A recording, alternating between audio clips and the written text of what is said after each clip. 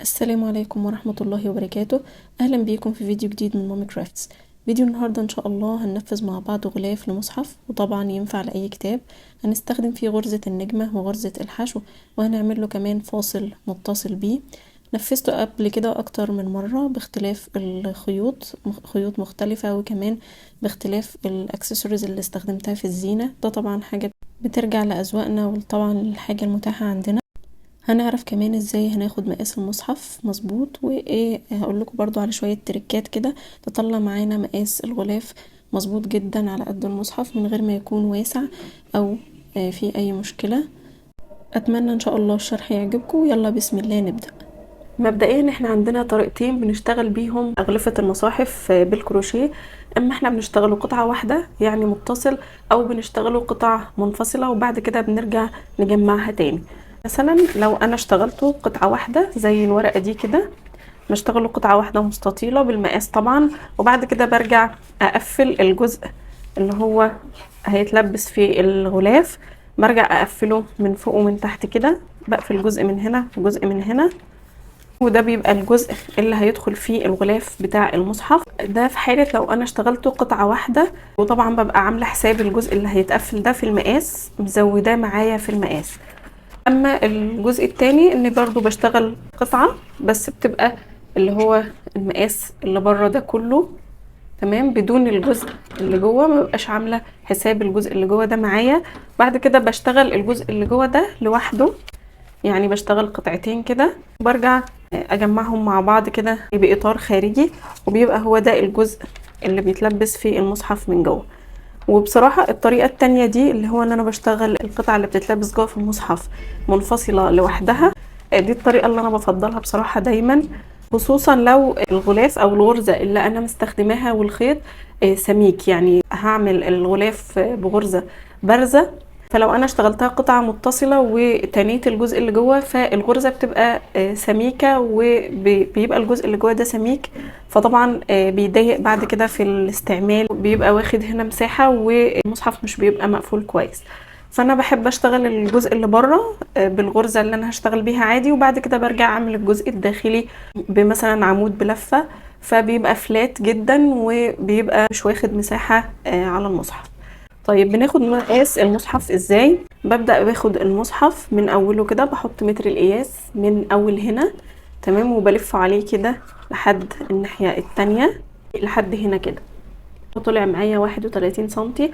ده المقاس الوسط اللي هو بيبقى 14 في 20 تمام. والمقاس ده برضو اللي هو اللي انا هرتفع بالسطور، اللي هو بيبقى حوالي 20 سنتي او ازيد شوية تمام. وعادة الجزء اللي في الجنب ده هو 2.5، دايما بيبقى في اغلب المصاحف بيبقى من 2.5 ل3 سنتي. لو انا هشتغله بقى قطعة واحدة، يعني لو انا الغرزة اللي انا هستخدمها اصلا مش بارزة او مش سميكة، هزود العرض ده كله يعني 14 سنتي كمان على المقاس اللي انا اخدته. ليه بقى؟ لان انا هحتاج الجزء اللي هو اللي هيتلبس في غلاف المصحف من جوه، هكون محتاجة نص مقاسه هنا، عايزاه لحد النص كده اللي هو 7 سنتي هنا في المقاس ده، و7 سنتي كمان من الناحية التانية، فهزود عليهم 14 سنتي. ده في حال لو انا هشتغل المصحف قطعة متصلة، قطعة واحدة متصلة، وهرجع اتني الجزء اللي انا محتاجاه على الغلاف. اما لو انا هشتغل اللي هو منفصلة واشتغل القطعتين التانيين، فهاخد المقاس الخارجي بس زي ما احنا قسناها مع بعض، كانت 31 سنتي. هشتغل القطعة اللي هي الخارجية، الغلاف الخارجي اللي هنا هشتغل ويكون مقاسه 31 سنتي، يطلع معايا 31 سنتي، والعرض بتاعه او الطول بتاعه ارتفاع السطور كده يكون 20 سنتي تمام. وهرجع اشتغل قطعتين منفصلتين طولهم 20 سنتي وعرضهم 7 سنتي. هشتغل كل قطعة تكون عرضها 7 سنتي، وهرجع اقفلهم في الاخر، وهنعرف مع بعض ان شاء الله اثناء الشغل. مقاسات المصاحف عامة عشان برضو يكون عندكم فكرة، ده المقاس الوسط دايما بيبقى 14 في 20 في اي مصحف. المقاس الاكبر بيبقى 25 في 17، طوله بيبقى 25 والعرض بتاعه بيبقى 17 سنتي. والمقاس الصغير بيبقى 17 في 12، يعني 17 كطول و12 كعرض. ودايما زي ما قلت لكم الجزء اللي هو الارتفاع اللي في الجنب ده تقريبا يعني بيبقى ثابت في معظم المصاحف من 2.5 ل 3 سنتي. وطبعا لو احنا عندنا المصحف فده احسن حاجه ان احنا بناخد مقاسه يعني وهو عندنا. بقى كمان نقطه حابه اوضحها لكم مهمه جدا هتفرق معاكم ان المقاس بتاع الغلاف في الاخر يطلع مظبوط، هو ان لما بنشتغل سلسله البدايه او بنقيس مقاس المصحف وبنشتغل سلسله البدايه قد المقاس بالظبط، وبنبدأ نرتفع بالسطور بنلاقي المقاس زاد معانا او مش هو نفس المقاس اللي احنا واخدينه واللي احنا بدأنا بيه، فبتطلع معانا الغلاف في الاخر مش مظبوط. ده بيحصل وهو بيختلف حسب الخيط وحسب الابرة اللي انا بستخدمها وحسب الغرزة اللي انا بشتغل بيها.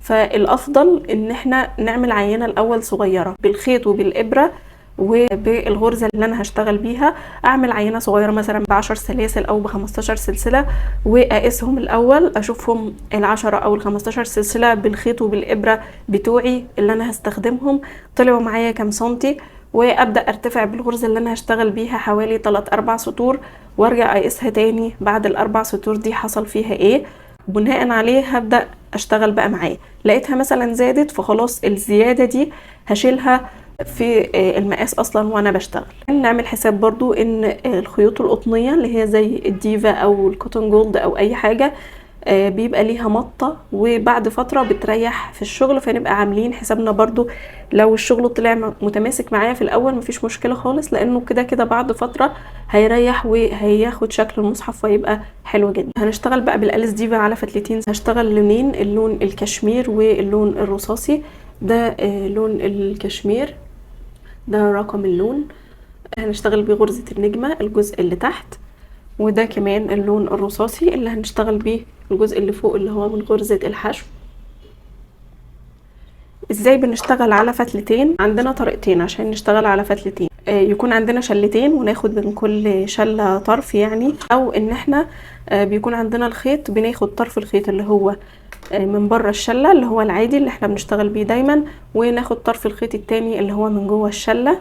يعني باجي عندي شلة الخيط الجزء اللي هو اللي جوه ده بحاول ادخل بايدي جوه خالص وبسحب، بلاقي طلع معايا شوية خيط كده هما بيبقى فيهم الطرف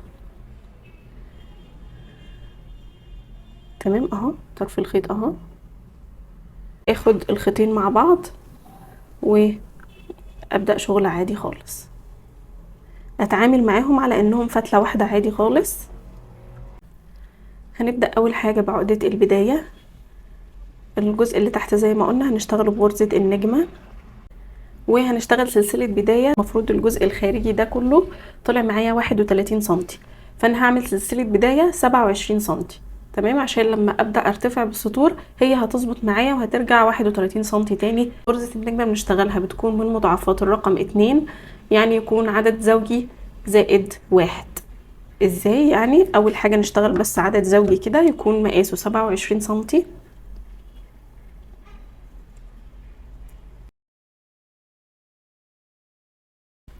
اشتغلت سلسلة بداية من مضاعفات الرقم 2، المقاس طلع معايا 54 سلسلة، اشتغلت 54 سلسلة. وبعد كده كمان هزود غرزة.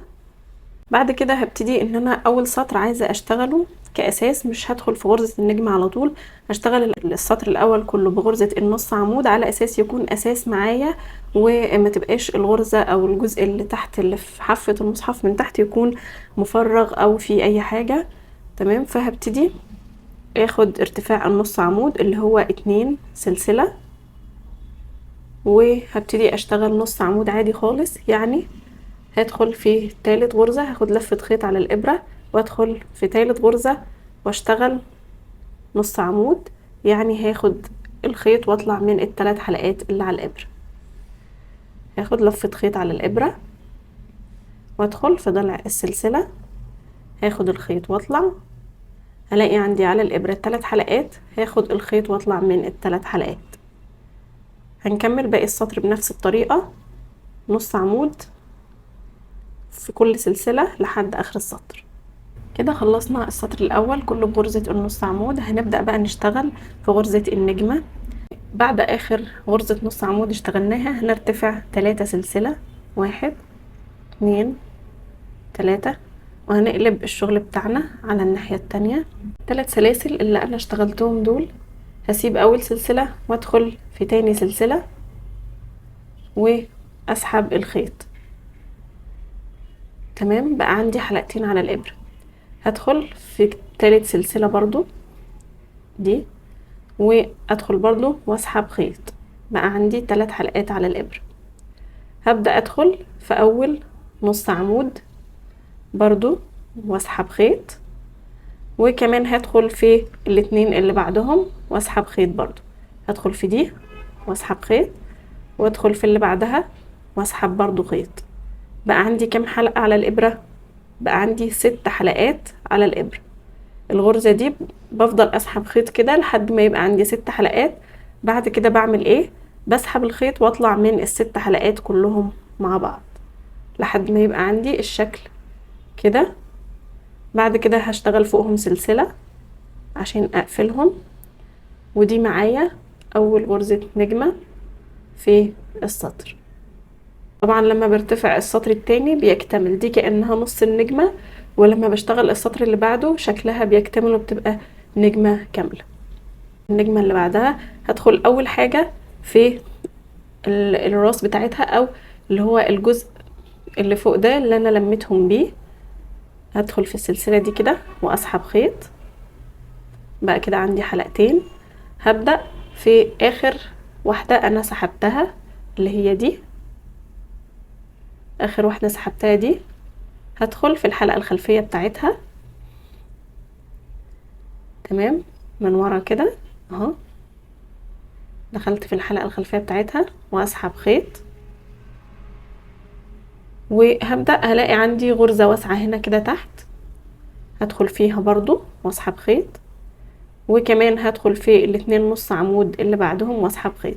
ادخل في دي واسحب خيط وادخل في اللي بعدها واسحب خيط. هلاقي عندي 6 حلقات على الابرة.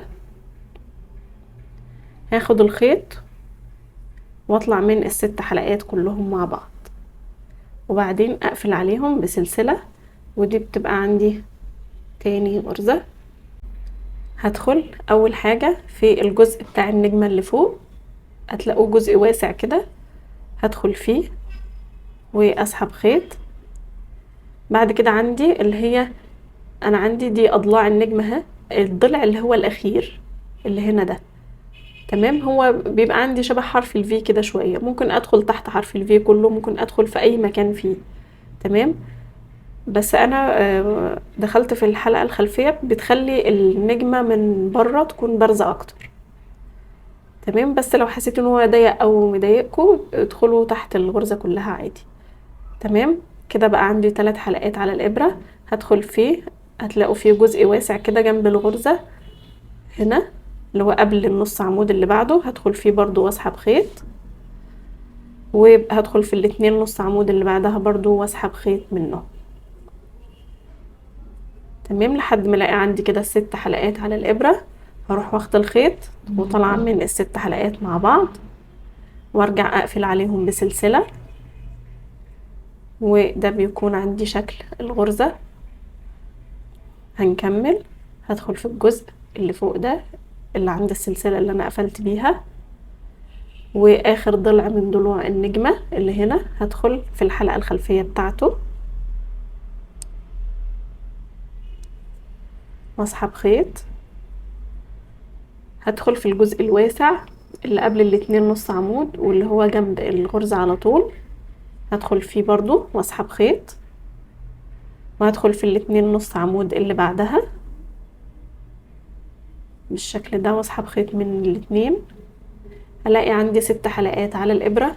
هاخد الخيط واطلع من ال6 حلقات مع بعض وبعد كده هقفل عليهم بسلسلة. هنكمل باقي السطر بنفس الطريقة. وصلت كده لاخر السطر، هبتدي اشتغل اخر غرزة نجمة معايا في السطر. هدخل في الجزء ده واسحب الخيط وادخل في الضلع الخلفي لاخر ضلع من ضلوع النجمة كده واسحب خيط. وادخل في الجزء الواسع اللي تحت اللي جنب النجمة واسحب خيط. وهيتفضل معايا اخر 2 نص عمود هدخل فيهم برضو واسحب خيط من كل نص عمود فيهم بالشكل ده، وهلاقي عندي 6 حلقات على الابرة. هاخد الخيط واخرج من ال6 حلقات كلهم مع بعض واقفل عليهم بسلسلة. ده بيكون عندي شكل النهاية. وعشان تكون النهاية معايا مستقيمة فهاجي في اخر مكان ده انا اشتغلت فيه، اخر نص عمود ده هدخل فيه واشتغل نص عمود عشان يكون معايا الجزء اللي في الحافية ده يكون مستقيم، ما يكونش في حاجة. وطبعا الجزء التاني ده هيظبط معايا لما ارتفع بالسطر واشتغل فوقه نص عمود هيظبط معايا. هنرتفع للسطر التاني بان احنا نرتفع 2 سلسلة ونقلب الشغل بتاعنا، ونبتدي السطر التاني كله هنشتغله بغرزة النص عمود. هندخل في راس الغرزة اللي هو لو احنا قلبنا كده هنلاقي عندنا الجزء اللي هو ده اللي احنا عاملين فيه الاضلاع. عايزين نشتغل كده كأن انا عندي نص النجمة اللي تحت، فعايزة اشتغل فيها من فوق من هنا عشان اكمل شكل النجمة. فهدخل في كل جزء من الاجزاء دي كده واشتغل فيها في كل واحد فيهم 2 نص عمود في نفس المكان. تمام، فهبتدي ادخل فيه كده. لو انا مش شايفاه من الناحية دي ممكن اقلب كده عادي وابص عشان اشوفه. وهبتدي اشتغل فيه 2 نص عمود في نفس المكان كده. نص عمود الغرزة اللي بعدها 2 نص عمود في نفس المكان. بصوا هتلاقوا معايا الشكل بقى كده باين لي من هنا اهو اللي هو الجزء ده. هدخل فيه كده واشتغل في نفس المكان 2 نص عمود اهو. ادخل فيه تاني واشتغل كمان نص عمود عشان يكون معانا الشكل اللي على الوش بقى هيكون بالشكل ده. الغرزة معايا شكلها اكتمل. هكمل باقي السطر كله 2 نص عمود في كل راس غرزة. وصلنا هنا لاخر السطر واشتغلت اخر 2 نص عمود في اخر راس غرزة عندي. وهاجي برضو في اخر الجزء ده عشان برضو يبقى معايا مستقيم. فهاجي هنا كده في المفروض ان هنا ال3 سلاسل اللي انا كنت ارتفعت بيهم للسطر اللي بعده. فهدخل في السلسلة الاولى كده وابتدي اشتغل نص عمود عشان بس الجزء يظبط معايا ويكون مستقيم اكتر. هبتدي بقى اكرر السطرين تاني. هو ده بقى اللي انا بعمله في الغرزة، ان انا هبدأ اكرر السطر معايا ازاي. هرتفع 3 سلسلة وابتدي اشتغل سطر غرزة النجمة اللي انا اشتغلته المرة الاولى زي ما احنا شايفين كده. شكلها بصراحة حلوة قوي.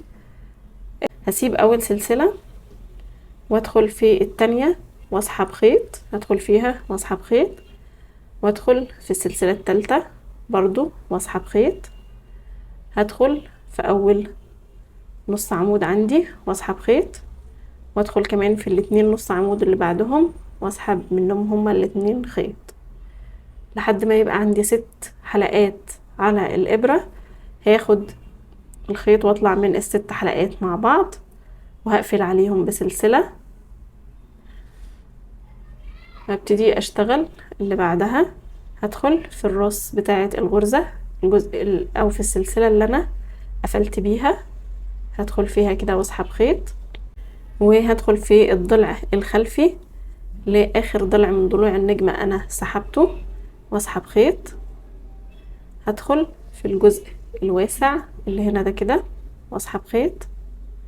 تمام، واخلي دايما وانا طول ما انا بسحب الخيط تكون ايدي مريحة كده عشان الغرزة تطلع معايا شكلها مظبوط وكويس. وهدخل كمان في ال2 نص عمود اللي عليهم الدور واسحب خيط زي ما احنا شايفين كده. عندي 6 حلقات على الابرة. هاخد الخيط واطلع من ال6 حلقات مع بعض وبعدين هرجع اقفل عليهم بسلسلة. هكرر نفس السطرين لحد ما اوصل للمقاس اللي انا عايزاه. طبعا انا عندي المصحف الطول بتاعه زي ما احنا اتفقنا ان هو حوالي 20 او 20.5 سنتي. فالمفروض ان انا هرتفع بالسطور لحد ما يبقى معايا 10 سنتي اللي هو تقريبا نص الطول بتاع المصحف، عشان الباقي هكمله بالغرزة التانية. كده بعد ما ارتفعنا شوية بالسطور وصلت معايا كده 10 سنتي. فخلاص هبدأ ادخل اللون التاني واللي هشتغله بالغرزة الجديدة. ده اخر نص عمود بنشتغله في الجنب خالص عشان الموضوع يكون معايا مستقيم اكتر. فهشتغله كده عادي ومش هقفله من اللون الجديد. هدخل اللون الرصاصي بالشكل ده.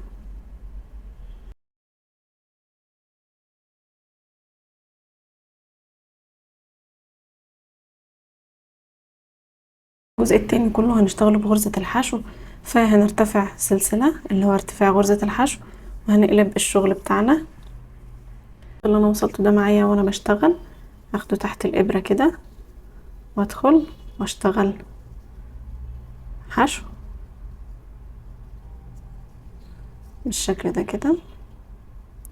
وهكمل عليه شوية كده، اشتغل عليه شوية. هدخل بقى عادي في كل غرزة واشتغل حشو. طبعا غرزة الحشو اني بدخل في الغرزة وباخد الخيط وبطلع، بلاقي عندي على الابرة حلقتين، باخد الخيط واطلع من الحلقتين مع بعض.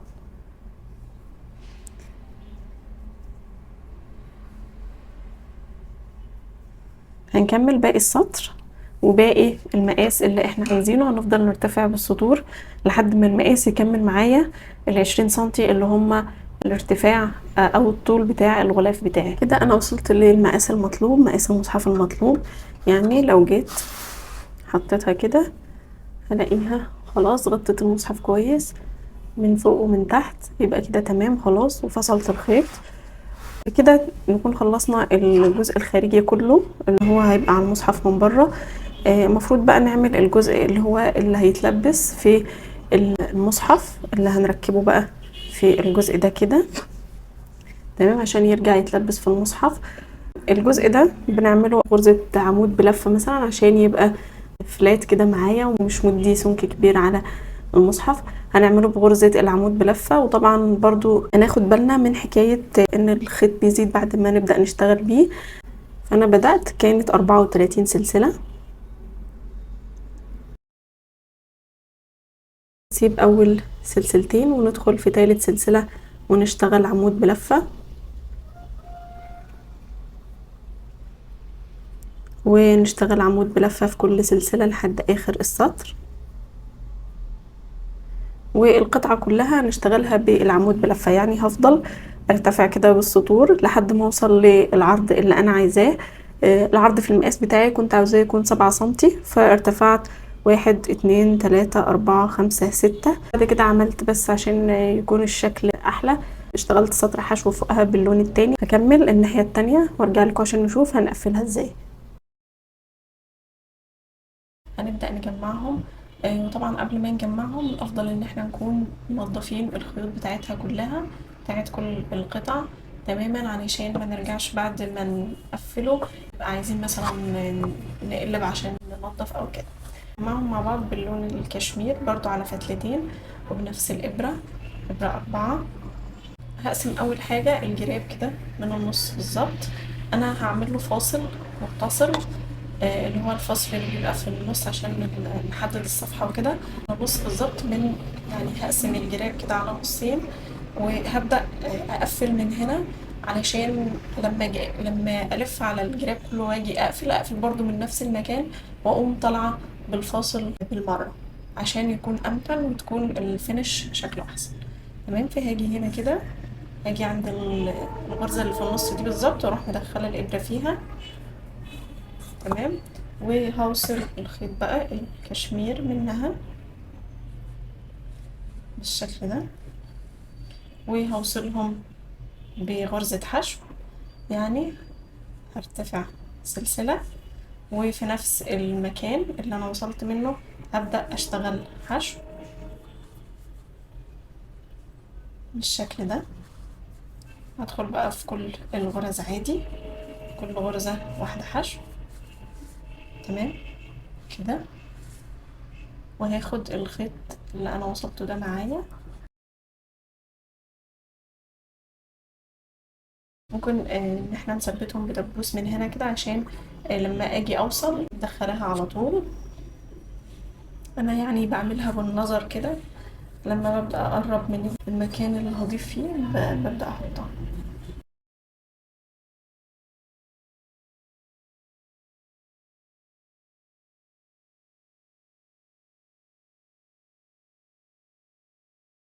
الغرزة دي اللي هبدأ اضيف فيها الجزء اللي بيتلبس ده، فهاجي اظبطه من الناحية التانية انه يكون على الوش ويكون مظبوط وكل حاجة تمام، وهبدأ اضيفه من هنا كده.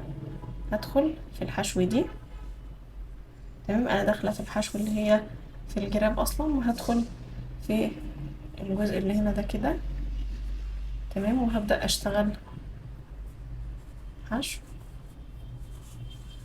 اوصلهم بقى الاتنين القطعتين مع بعض بحشو بالشكل ده كده.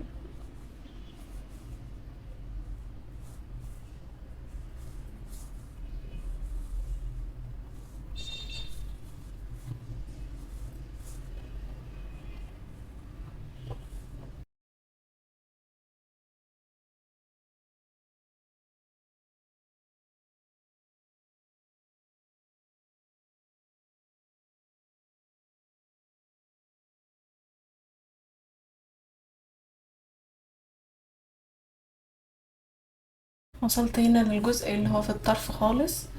في الطرف بقى بدخل في الغرزة دي وفي الغرزة اللي قدامها من الناحية التانية، وفي الطرف بشتغل واحدة حشو وسلسلة، وكمان واحدة حشو في نفس المكان عشان بس يعمل لي زاوية كده او يديني كورنر، وما يبقاش الكورنر بتاع الشغل مشدود او مش مظبوط تمام. وصلت بقى للجزء اللي هنا ده، وانا بقى بشتغل في الجزء ده احاول اني الغرز تطلع معايا مستقيمة على قد ما اقدر في الجزء ده كده من السطر، وادخل في السلاسل بتاعة الجزء التاني بالشكل ده كده.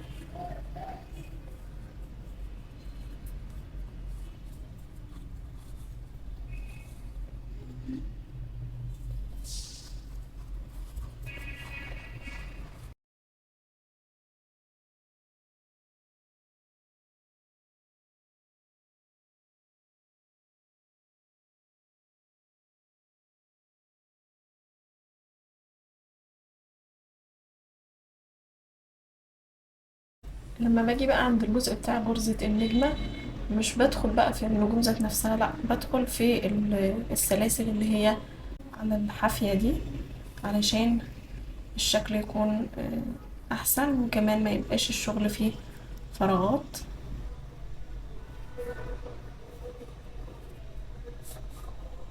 هاجي برضو هنا في الكورنر برضو هعمل نفس الحكاية، ادخل هنا وهنا وهشتغل حشو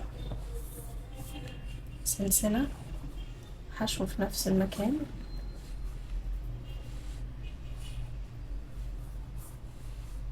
بشكل الجزء اللي هو في الجنب. بعد ما عملته ابتدي اكمل.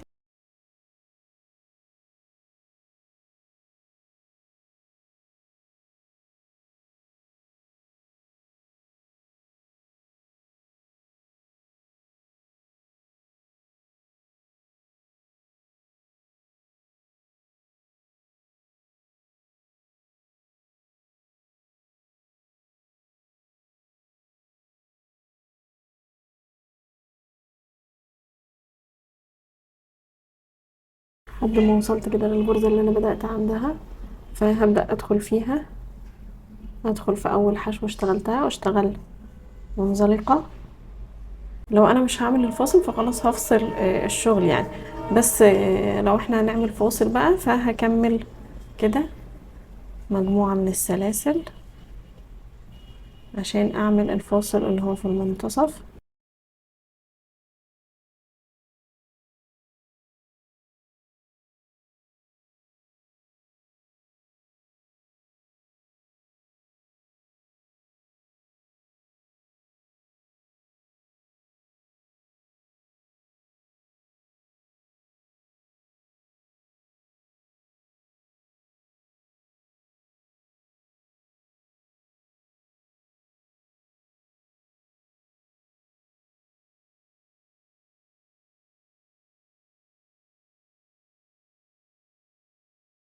كده شكله النهائي بعد ما حطيناه على المصحف.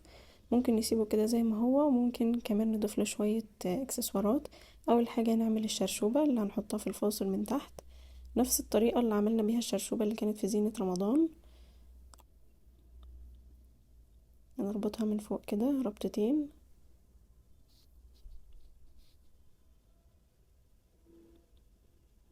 بعد كده هنجيب خيط عملتها باللون التاني علشان تكون متناسقة مع شكل الغلاف.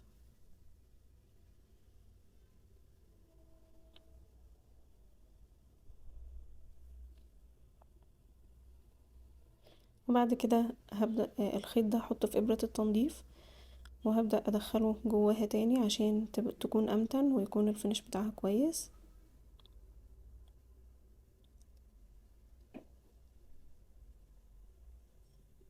بس كده خلاص هقصها.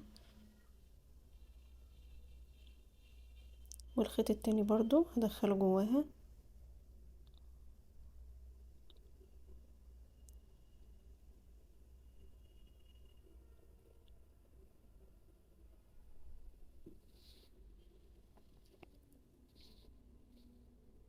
هفتح بقى الخيط من تحت وهسويها كويس عشان ابدأ اقصها. كده خلاص هي جاهزة. كمان ممكن نحط فيها خرز، كان عندي الخرز ده. نحاول نختار الخرز تكون فتحته واسعة عشان يدخل في الابرة. وبعد كده هنضيفه مع الفاصل. والخيوط دي برضو هندخلها جزء منها في الفاصل وجزء منها تحت عشان يكون شكلها كويس.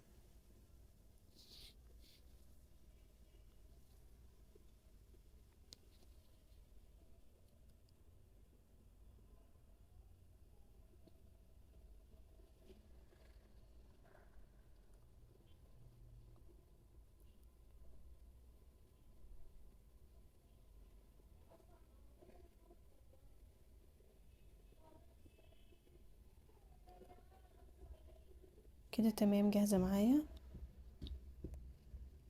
لو حابين نعمل له قفلة من الجنب فممكن نضيف شريط ستان هنلزقه بمسدس الشمع عادي، يبقى الغلاف ليه قفلة من الجنب كده فيونكة على شكل شريط ستان.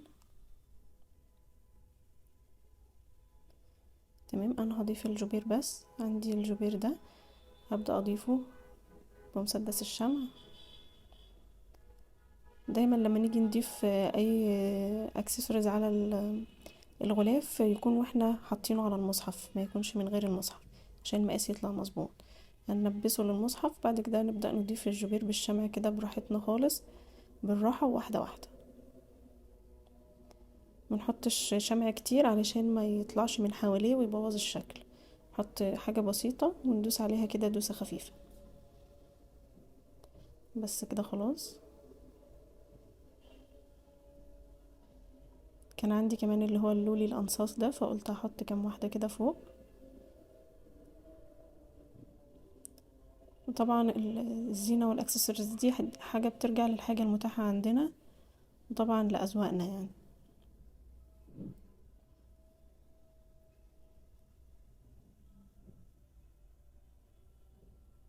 وكده خلاص خلصته. لو اي حد فيكم ليه سؤال او استفسار تقدروا تسيبولي سؤالكم في كومنت تحت الفيديو. استنوا افكارنا الجديدة ومشاريعنا الجديدة، واستنونا وتابعونا.